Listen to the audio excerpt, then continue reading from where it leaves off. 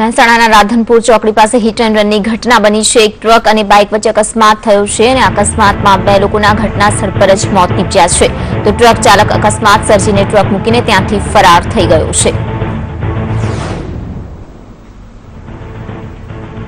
વધુ માહિતી માટે જોડાઈ ગયા છે અમારા સંવાદદાતા હારૂન નાગોરી।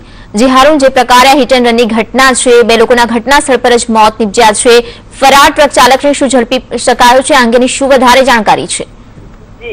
आज सवारे राधनपुर 4 रस्ता पर एक बेफाम बनेला ट्रक ड्राइवरे પોતાની ટ્રક ફૂલ ઝડપે હંકારીને 2 કોલિજન યુવાનોને પોતાના ટાયરોમાં લીધા હતા, જેના કારણે 2 ઘટનાસ્થળ પર મોત થયું હતું। જો કે ટ્રક ચાલક ત્યારબાદ પોતાની ટ્રક લઈને ત્યાંથી ફરાર થઈ ગયો હતો। જો કે પોલીસે સતત કાર્યવાહી કરી અને આ ટ્રકનો પીછો કરી ઊંઝા પાસેથી આ ટ્રક અને ટ્રક ડ્રાઈવરને ઝડપી લેવામાં આવ્યો છે અને હાલ પોલીસ કાર્યવાહી ચાલુ છે। જો કે ઘટના સ્થળ ઉપર 2 આશાપાત કોલેજ યુવકોના મોત થયા છે, જે બનાસકાંઠાના થરાદ ગામના વતની હોવાનું જાણવા મળ્યું છે। જી હારૂન, આભાર માહિતી બદલ।